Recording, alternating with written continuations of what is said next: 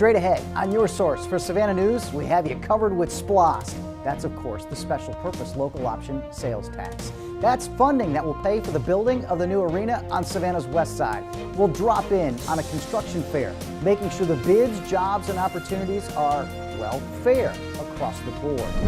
He's a local hero, saving a man's life from a fire. Meet Taequan Mitchell, a Savannah High Blue Jacket with an awesome story to tell. We are teaming up with hundreds of local organizations, taking a piece out of poverty, working together to greatly improve economic strength and poverty reduction. From EMT training for our firefighters to Merit Awards at the annual SPD ceremony, we have you covered on the public safety front. So put down the phone so you can bank on this. Our SBAC Spotlight has returned. And Walt Disney Studios is transforming parts of our historic city for a remake of a 1955 classic. So stick around. This is better than motion pictures. This is Savannah's News right here on City Span.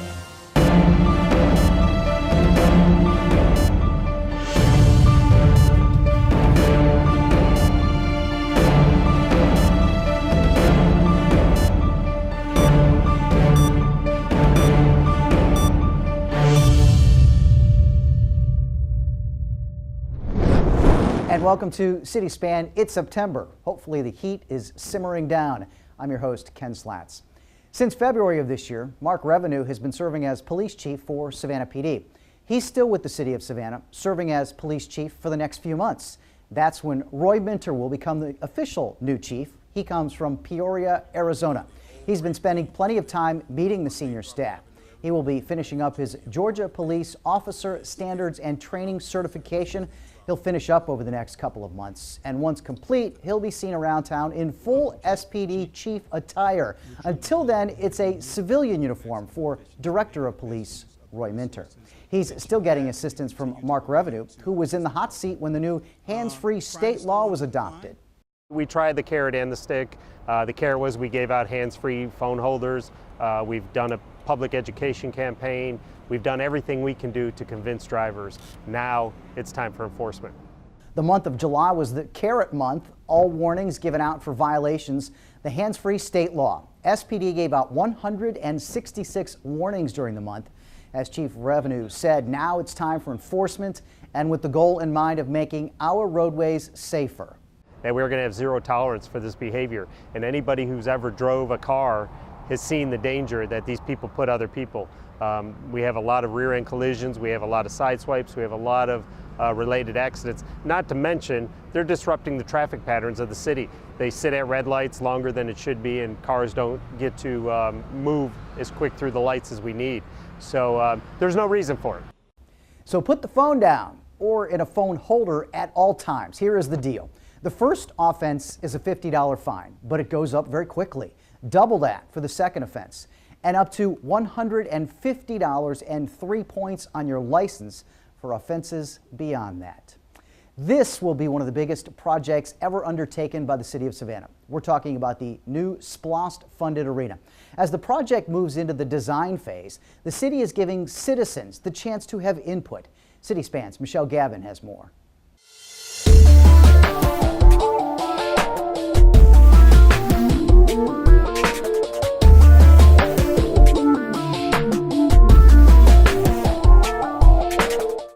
The city is moving forward on the new Savannah Arena, which will be located just west of downtown Savannah.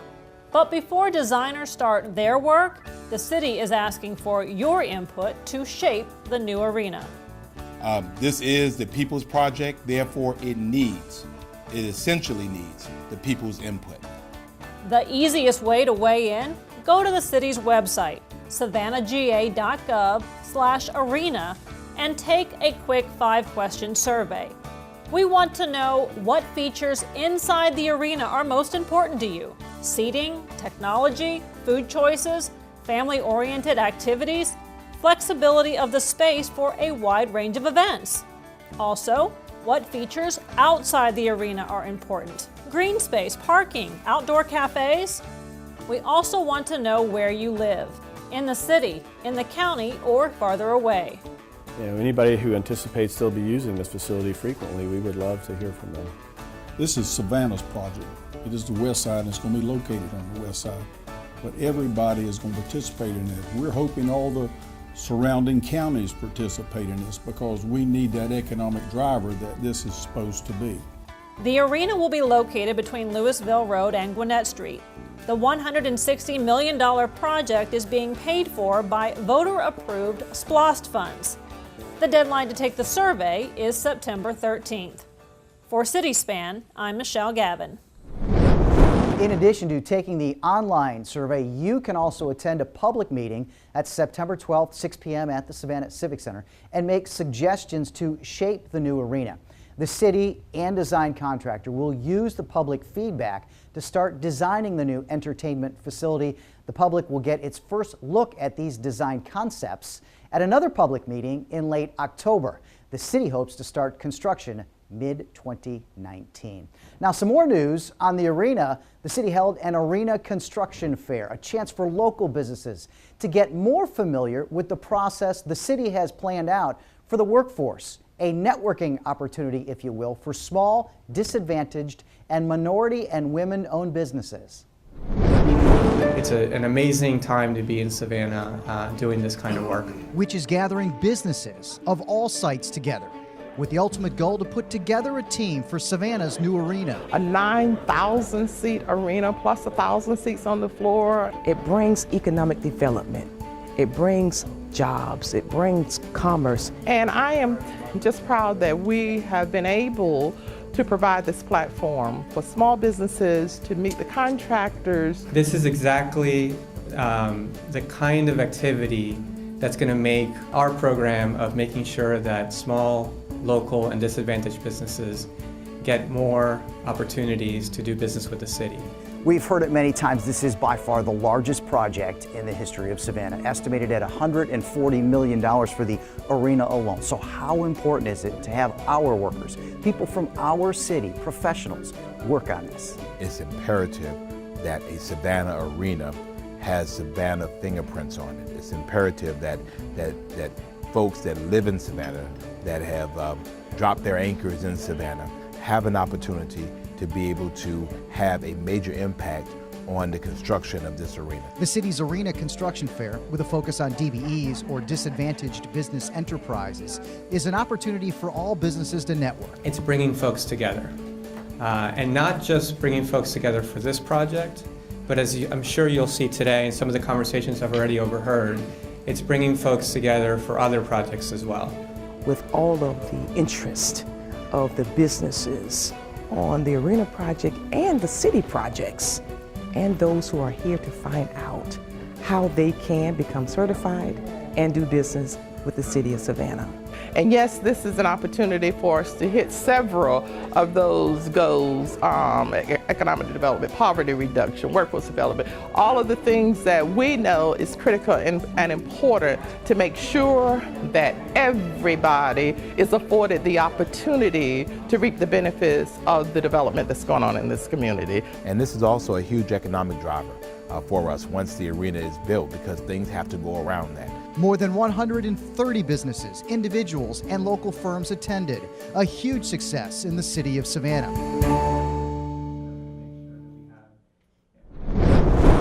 Poverty, the glaring struggle in every city. Savannah has a chance to do something special and combine forces.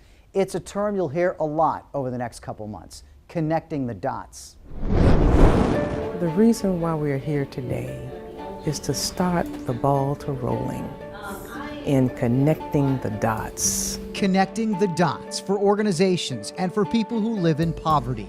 The help is out there, reiterated by the 84 different agencies represented. This is a great thing that's happening because we all are we're servicing the same population, but we're working in our different silos. Phase one was bringing service providers together, people who touch the lives of folks who live in poverty, because before we can assist them, we all have to get on the same page. Not only service providers, but government and public institutions, private sector employers, faith-based and community organizations, nearly 130 poverty fighters in one place, to connect the dots. This right here with this first phase, with the conversation actually, we're working towards a day of service. When we bring actually in those persons who are living in poverty, we're asking these agencies to talk to their people, those who they service, and have them make a commitment to have those persons come to the next phase, the day of service. Then we need you to help get them there. So what we're asking you to do is think personally and for your organizations, how many people have you come into contact with that you believe are at a point in their lives where they're tired of being tired, or they can't, or they're ready, or they are already exhibiting an energy and saying, help me. That help will be available on the day of service, Saturday, September 8th from 9 a.m. to 4 p.m. at the City of Savannah's Civic Center. The city hopes to have a shovel in the ground at the site by late next year. But right now, we are focused on a major film project coming to town. Several locations throughout town will be used, including this awesome square right in front of City Hall. We'll break it down for you. Plus, we have awards to give out and certifications to seal. But straight ahead, I can't even lie, it's a great feeling. He's a local hero, saving a man's life from a fire. We'll bring you Taequan's story straight ahead on CitySpan. Caroline couldn't hear a sound until she was almost 1. Her world was silent during life's most important stage of learning. Matthew used to spend all of his time alone in his room. What sort of future is that? Thanks to your United Way contribution, Caroline is making up her learning gap. Thanks to your United Way contribution, Matthew has a job and friends and a future. Matthew and Caroline have different needs, and the United Way helps both of them build better lives. Live united, give united.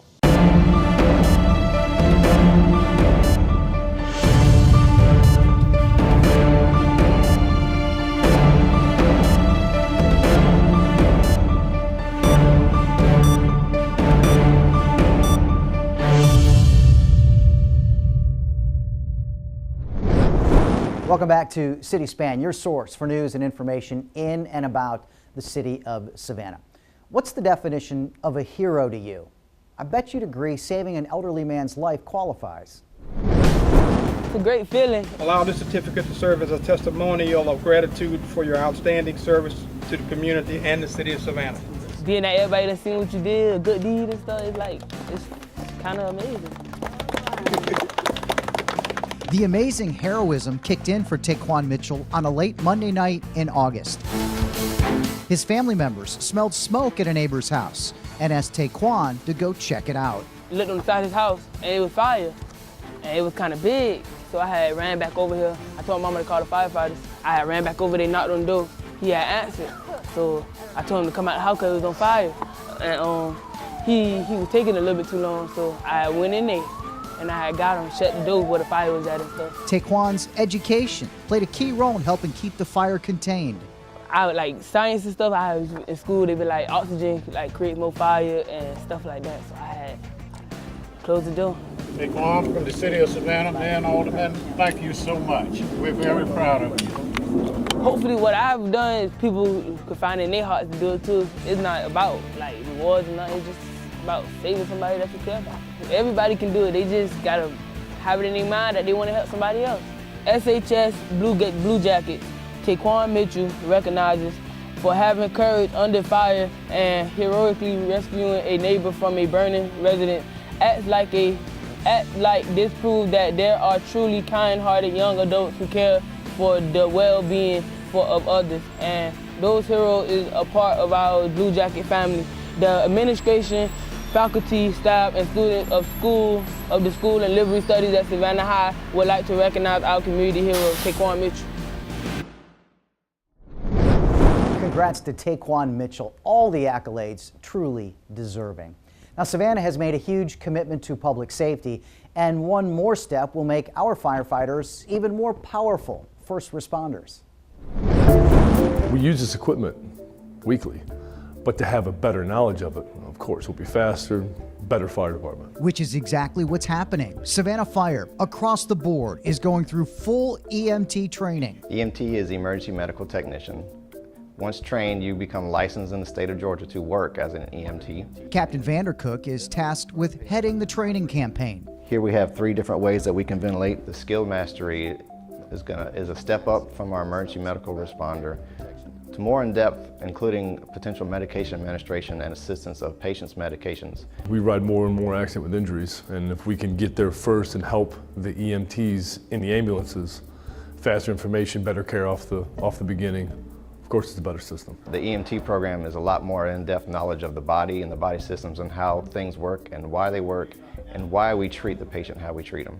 It's a 5-year process to train all firefighters. Only 7 at a time can train at a cost of $1,200 each. I feel a lot more better equipped with the equipment that we have in the fire truck.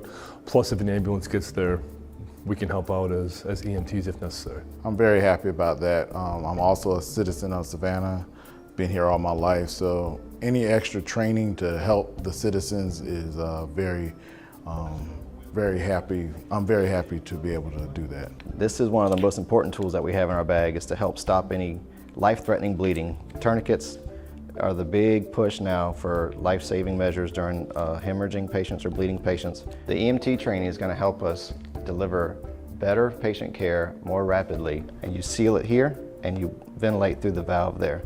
Being that we extricate people out of cars, putting them on the backboard, stuff of that nature, we learned that already, but it's just adding an extra step to that.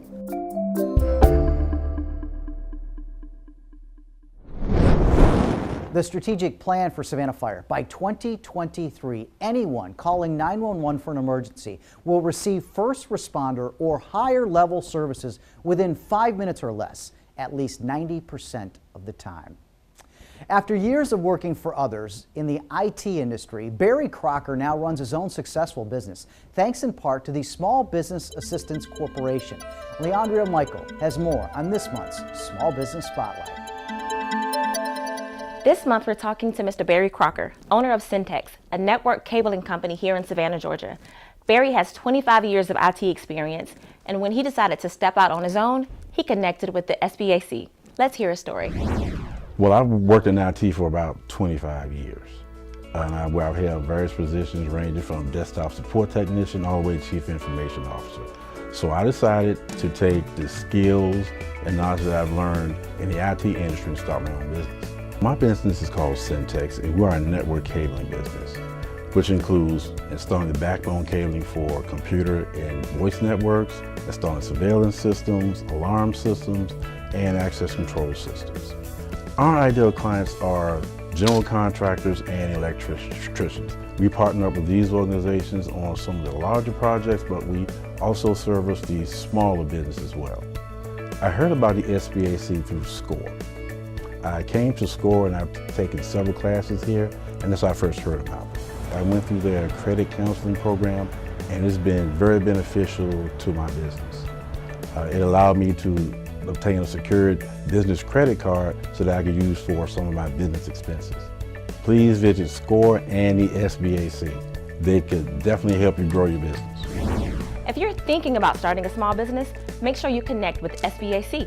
You can find them online at sbacsav.com or check them out at 111 East Liberty Street.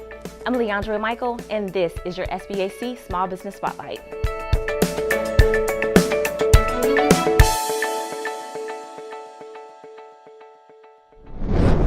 Thank you, Leandria.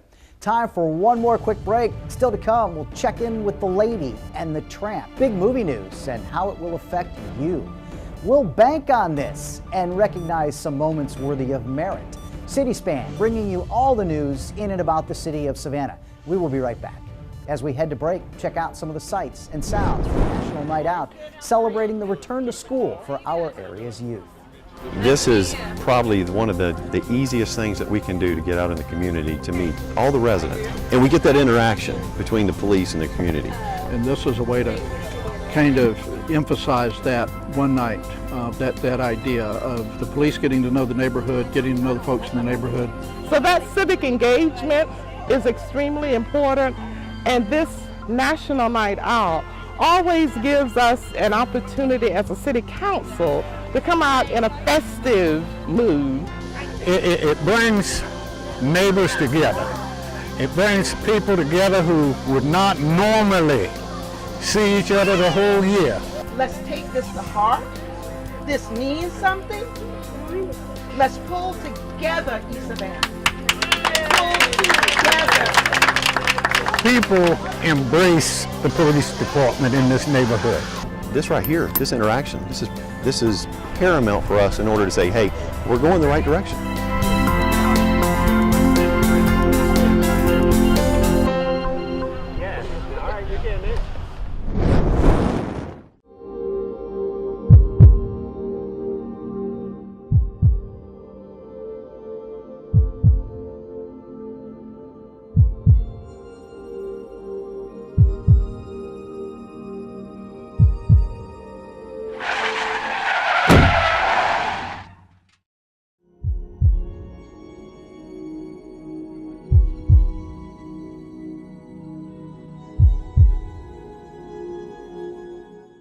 When debris clogs our storm drains, your area can flood.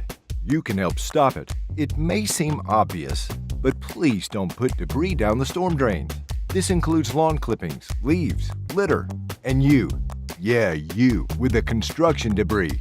What do you think will happen when that hardens? You've sealed your storm drain shut. Be smart and keep your property from flooding. Only rain down the drain. Your storm drain is not a trash can. Thanks.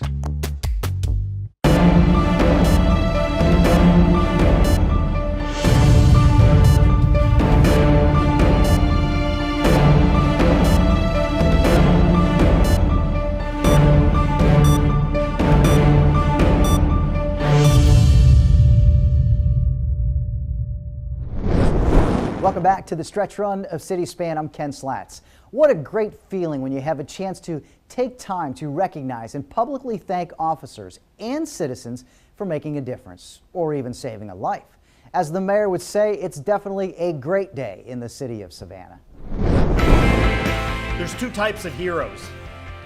There's some of the heroes we're going to recognize today who put themselves in harm's way. Like Officer Kevin Tolliver and his partner Matthew Good, who responded to the Talmadge Bridge and discovered a man threatening suicide. The officers devised a plan and were able to wrap him around the shoulders and pull him to safety. There was a young man who was going through some hard times. Officer Good and myself came to the decision after trying to talk to him didn't work due to the wind and the traffic. We were able to get a hold of him and secure him to keep him from jumping off the bridge. Officer Tolliver received a second life-saving medal for his role in pulling a man to safety from a burning house. Thankfully, once we started kicking the door and breaking the windows, we were able to get a visual on the person up by the front door. Officer Hood and the rest of us were able to get a hold of him and bring him out and provide first aid until EMS arrived. I'm definitely honored. This is my first time being at an award ceremony like this. Seeing all the different departments come together for a cause like this, it's very good to see. Officer Keaton Lane was one of the officers who responded to a shooting in City Market on July 5th, 2017. He located one victim suffering from a gunshot wound to the neck. He came up to me and I stopped the bleeding coming from his neck, kept him alive till the ambulance got there, brought him back to the ambulance, and kept pressure on his wound. Officer Lane using his 2 years experience on the force to save another man's life, one suffering from a gunshot wound to the heart. I saw his wounds. I fell back on some old military training. Myself and another officer just began life-saving efforts on him, and he survived. I mean, it's a huge honor. I didn't think I would get an award like this. I just saw the action that needed to be taken, and I took it. I didn't expect anything out of it, but it's a good feeling knowing that it's being recognized. But there's another type of hero, the hero who gets up every day and says, I'm going to make a difference in my community. I'm going to devote my efforts towards making this area a better place. All of y'all go every day with that possibility that it might be your turn to be that person that has to step out and do that. And the fact that you're one of those folks that are willing to go into a situation rather than run from it means that one day you will have that opportunity possibly. And We thank you for being there. I want them to know that it's not about the recognition. It's about doing what you signed up to do, and that's help people.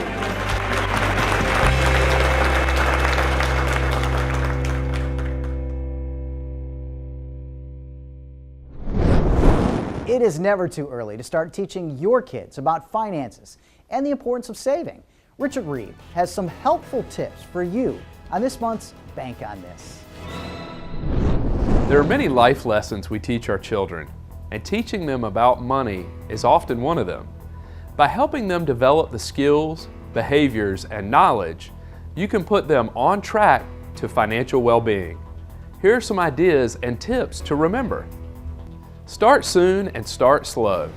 From ages 3 to 5, children are able to focus their attention, remember information, and plan for future events. They may start to have questions about money. From ages 6 to 12, kids start to form their own financial habits. Pay attention to your actions and remember to think out loud so your children can clearly understand your decision making. From teen years and beyond, young adults start to naturally apply what they've learned and take action. Help them to establish their own goals. By providing accountability, you can give your children the confidence to understand and handle money later in life. Remember to be open with them. Talking to them about your personal choices gives you a chance to be honest with them. Teach your children about values and concepts, not specific dollar amounts. Teaching them ideas like savings, budgeting, giving, and paying down debt are more important. Establishing a household money plan makes the whole family get involved. Setting family goals will give you the chance to work together as a team. Celebrate goals and milestones together. There may be financial topics that come up that you may not fully understand. Don't be afraid to learn together with your children. Teaching your children about money can be difficult, but it doesn't have to be. Remember to talk with them early and be open and honest. Until next time, I'm Richard Reeve, and you can bank on this.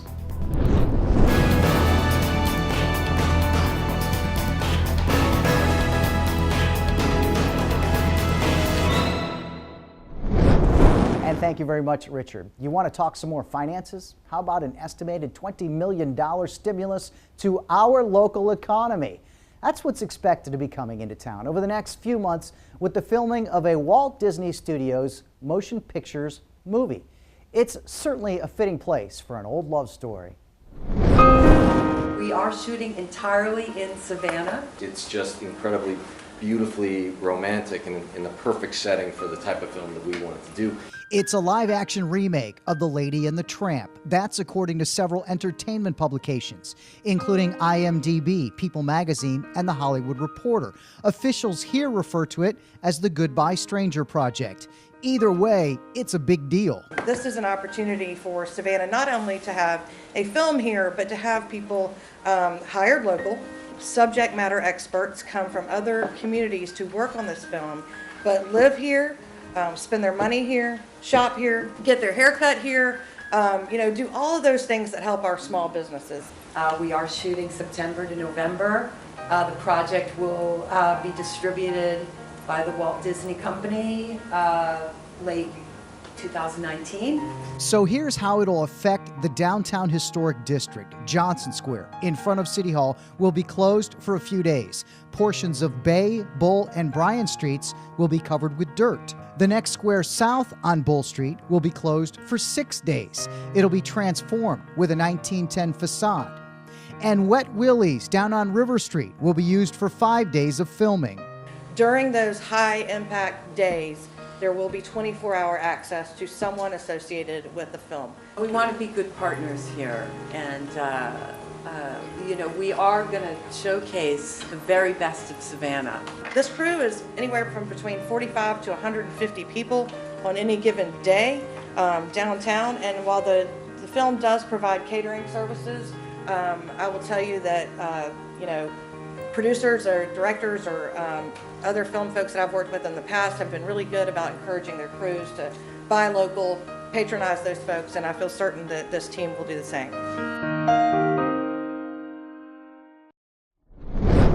What exciting times in our city. Big name movies continue to be filmed here. We'll keep you up to date on this movie scheduled to be released late next year. That will do it for September's City Span. You can catch all the news up to date on our City of Savannah Facebook, Twitter, and Instagram pages. We are also on YouTube, streaming SGTV Live all the time.